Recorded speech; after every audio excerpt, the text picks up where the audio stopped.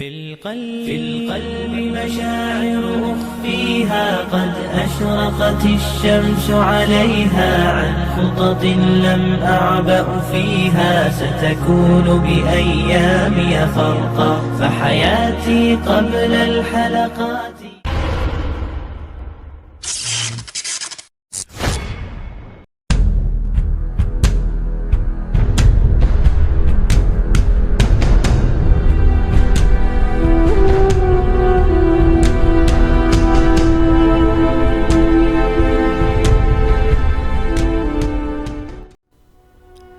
Assalamualaikum warahmatullahi wabarakatuh.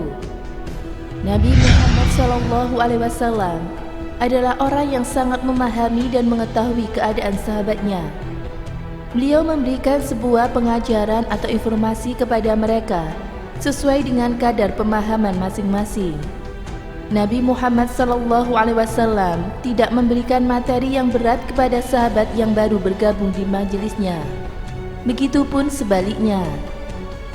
Nabi Muhammad SAW terkadang juga memberikan pesan atau informasi khusus kepada salah seorang sahabatnya. Karena suatu hal, Rasulullah melarang sahabatnya itu untuk memberitahukan pesan atau informasi itu kepada sahabat yang lain. Hal ini pernah dialami oleh seorang sahabat senior yaitu Mu'ad bin Jabal. Suatu ketika Rasulullah naik unta bersama Mu'ad bin Jabal dalam sebuah perjalanan. Tiba-tiba beliau memanggil Mu'ad bin Jabal hingga 3 kali. Mu'ad bin Jabal menjawab panggilan Nabi tersebut. Setelah Mu'ad berkonsentrasi, Rasulullah kemudian menyampaikan sebuah pesan tentang orang yang diharamkan Allah dari siksa api neraka. Tiada seorang hamba pun yang bersaksi dengan sungguh-sungguh dari dalam hatinya bahwa tiada Tuhan selain Allah dan Muhammad adalah hamba dan utusannya, kecuali Allah akan mengharamkan dirinya disentuh api neraka. Kata Nabi Muhammad SAW dalam kitab Al-Ilmu karya Bukhari, sebagaimana dikutip dalam buku Muhammad Sang Guru. Mu'ad bin Jabal gembira dengan pesan yang disampaikan oleh Rasulullah itu, hingga kemudian dia meminta izin untuk menyebarluaskan kabar gembira itu kepada para sahabat yang lainnya, agar mereka juga ikut senang. Namun Rasulullah langsung melarangnya. Beliau berdalil, jika kabar itu diberitahu kepada sahabat yang lainnya, maka dikhawatirkan mereka akan mengandalkan informasi itu. Lalu, mengapa Rasulullah melarang Mu'ad bin Jabal untuk memberitahukan kabar gembira itu kepada yang lainnya? Para ulama berpendapat, Mu'ad bin Jabal dilarang menyampaikan itu agar orang-orang tidak tergantung dan mengandalkan 2 kalimat syahadat itu. Pendapat lain menyebutkan hadis-hadis yang memuat tentang keringanan atau rukhsah, seperti agar tidak disampaikan kepada orang awam. Dikhawatirkan mereka akan salah memahami dari maksud yang terkandung dalam hadis tersebut. Semula Mu'ad bin Jabal memegang erat sabda Nabi SAW itu untuk dirinya sendiri. Hingga suatu ketika menjelang wafatnya, Mu'ad bin Jabal tidak sanggup lagi menyimpan informasi itu. Ia kemudian membocorkan pesan rahasia dari Rasulullah kepada yang lainnya. Hal itu dilakukan karena Mu'ad bin Jabal ingin menghindari dosa, karena telah menyimpan ilmu pengetahuan untuk dirinya sendiri.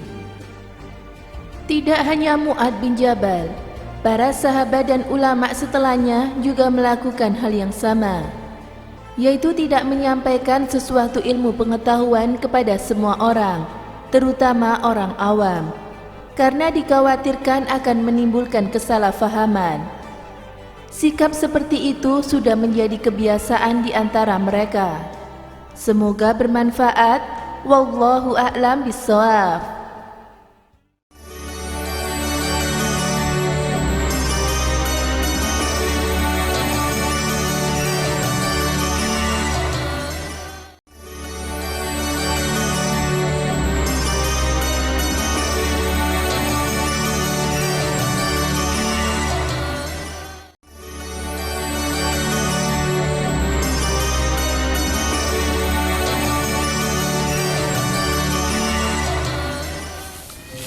Assalamualaikum warahmatullahi wabarakatuh.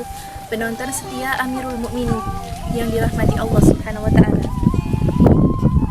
Nabi Muhammad SAW diutus Allah untuk mengesahkan Allah dan memberantas berhala, kemusyrikan, serta hanya menyembah Allah Subhanahu wa taala saja. Seperti halnya kalimat La ilaha illallah Muhammadar Rasulullah, yang artinya tiada Tuhan selain Allah dan Nabi Muhammad adalah utusan Allah. Di antara keutamaan kalimat La ilaha illallah salah satunya adalah kalimat La ilaha illallah adalah kunci masuk surga.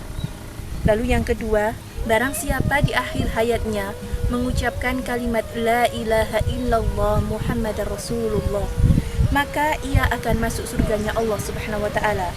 Dan kalimat La ilaha illallah juga mampu menghapus 100 keburukan dan memberikan 100 kebaikan. Lalu yang keempat, satu saja kalimat La ilaha illallah itu lebih berat dibandingkan 7 lapis langit dan 7 lapis bumi. Dan keistimewaan yang kelima adalah kalimat La ilaha illallah mampu membebaskan kita semua dari api neraka. Masya Allah. Semoga Allah selalu melindungi kita dan senantiasa menjadikan kita orang-orang yang selalu berada di jalan Allah Subhanahu wa taala. Sekian yang saya sampaikan, semoga bermanfaat. Saya akhiri, wassalamualaikum warahmatullahi wabarakatuh.